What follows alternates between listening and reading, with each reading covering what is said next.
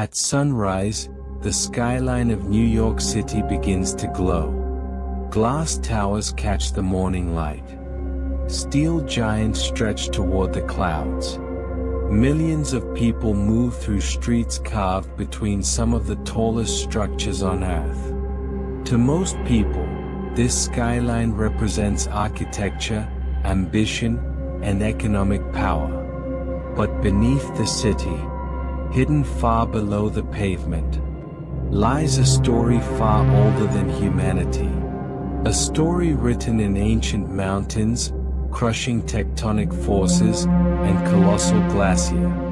Because long before engineers designed the Empire State Building, or cranes lifted the steel skeleton of the World Trade Center, the Earth itself was preparing the foundation for this city. A foundation forged hundreds of millions of years ago. This is the hidden geological story of New York's architecture, and how the deep history of the planet made one of the greatest skylines in human civilization possible. This documentary of true stories beneath the surface is brought to you by the Geologic Lens. Do not forget to share your thought by leaving a comment. Subscribe for similar videos, and click on the bell icon for notification. Thanks for your time and enjoy the documentary. To understand the architecture of modern Manhattan, we must travel back in time. Not hundreds of years, not thousands, but 450 million years into the past. At that time, this region was not a city. It wasn't even land. Instead, the area that would become New York was submerged beneath a vast ancient ocean. Layer after layer of sediment slowly settled on the seafloor. Mud, sand, fragments of ancient marine organisms. For millions of years, these sediments piled higher and higher, forming thick layers of rock. But the Earth's crust was not quiet. Far to the east, tectonic plates were moving. Slowly, relentlessly, they collided.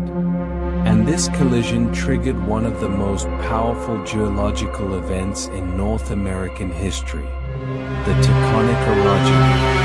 During the Taconic mountain building event, enormous tectonic forces compressed the ancient ocean sediments. The rocks were buried deep underground. Pressure increased. Temperature rose. The rocks began to change. Mudstone transformed into shimmering metamorphic rock. Sandstone hardened into powerful crystalline structures. These rocks became a Manhattan schist of Fordham Gneiss or inwood marble. Together, they formed the bedrock foundation beneath modern Manhattan.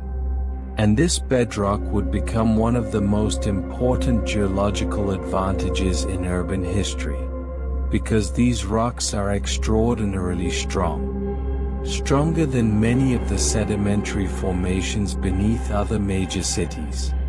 This strength would one day allow architects and engineers to anchor buildings hundreds of meters tall directly into the earth. Without realizing it, ancient tectonic forces had just built the future foundation of New York City. But the story was not finished. Millions of years passed. The mountains created during the Taconic Orogeny slowly eroded. Wind and rivers wore them down. The land flattened. And then, about 20,000 years ago, a new geological force arrived. Ice. During the last glacial maximum, a colossal sheet of ice known as the Laurentide Ice Sheet covered much of North America. The glacier stretched thousands of kilometers. In some places, it was over a kilometer thick. And it moved, slowly grinding across the land like a giant geological bulldozer. When the glacier reached the region that would become New York, it scraped away soil, crushed hills, and exposed the ancient bedrock beneath. The ice carved valleys. It gouged depressions. It sculpted the rocky landscape. Then, as the climate warmed, the glacier melted and retreated northward. What it left behind was a landscape of bare rock ridges and scattered sediments. A landscape that still exists today. If you walk through Central Park, you can still see these exposed bedrock surfaces rising out of the ground, silent reminders of the glacier that once covered the city. Today, Manhattan is famous for its skyscrapers. But the island itself is essentially a ridge of ancient rock surrounded by water. To the west flows the mighty Hudson River. To the east lies the tidal channel known as the East River. These waterways were shaped by glacial erosion and rising sea levels after the Ice Age. They turned Manhattan into an island.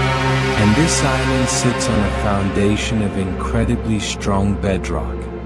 But the rock is not evenly distributed beneath the island. In some places, the bedrock lies close to the surface. In others, it lies deeper underground beneath layers of sediment. This geological variation would play a critical role in shaping New York's skyline. If you look at the skyline of New York City, you may notice something unusual.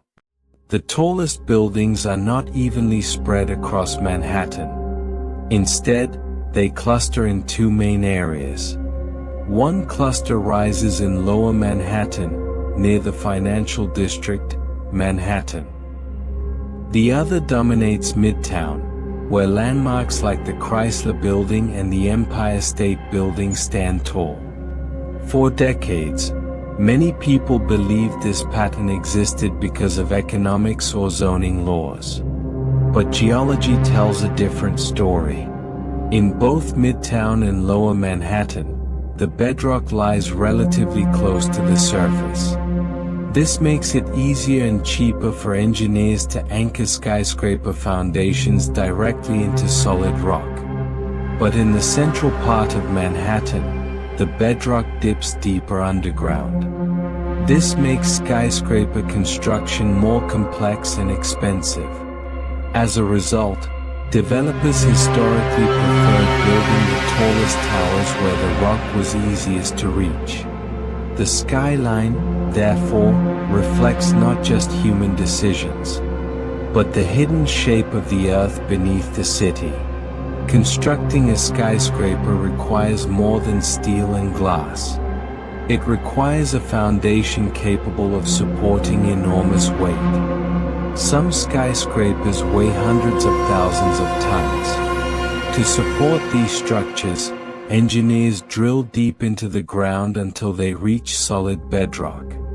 Then they anchor massive steel or concrete foundations directly into the rock. Because Manhattan schist is so strong, it provides exceptional support for tall structures. This is why New York became one of the earliest cities to embrace vertical construction. During the late 19th and early 20th centuries, architects began pushing buildings higher and higher. The result was the birth of the modern skyline. In the early 1900s, New York entered a new era. An era defined by competition. Architects, engineers, and developers raced to construct the tallest building in the world. One of the most famous examples was the Chrysler Building, completed in 1930. At the time, it briefly held the title of the world's tallest building. But its reign lasted less than a year. Because in 1931, another giant rose above the skyline. The legendary Empire State Building. Standing over 380 meters tall, it became an icon of American engineering. And it stood on foundations drilled deep into Manhattan's ancient bedrock. Without that rock, this architectural triumph would have been impossible. Beneath the streets of New York lies another engineering marvel. the New York City subway. This vast network of tunnels carries millions of passengers every day. But building it required engineers to confront the city's complex geology. In some areas, workers blasted through extremely hard bedrock. In others, they encountered loose sediments and underground water. Each geological layer presented unique challenges. Tunnels had to be reinforced. Water had to be controlled. Rock had to be blasted and removed. The result was one of the most complex underground transportation systems ever built. As New York grew, the demand for land increased. Developers began expanding the city's shoreline by creating artificial land. One of the most famous examples is Battery Park City. This neighborhood was constructed on landfill placed along the Hudson River. Much of the material used to create this land came from excavation during the construction of the original World Trade Center, original complex. But building on landfill requires special engineering techniques. Unlike bedrock, landfill can settle and shift over time. So engineers must design foundations that compensate for these movements. Even here, geology still dictates how architecture must adapt. Today, the skyline of New York City is recognized around the world. It symbolizes ambition, innovation, human achievement. But hidden beneath the city is a story that began long before humanity existed. Ancient oceans deposited sediments. Tectonic forces created powerful metamorphic rocks. Glaciers sculpted the land. Rivers shaped the island. And millions of years later, humanity built a city on top of that ancient foundation. The skyscrapers of New York are not just architectural monuments. They are the final chapter of a geological story written deep within the earth. Cities often seem like triumphs of human engineering. But in reality, every city is shaped by the planet beneath it. And nowhere is that more visible than in New York.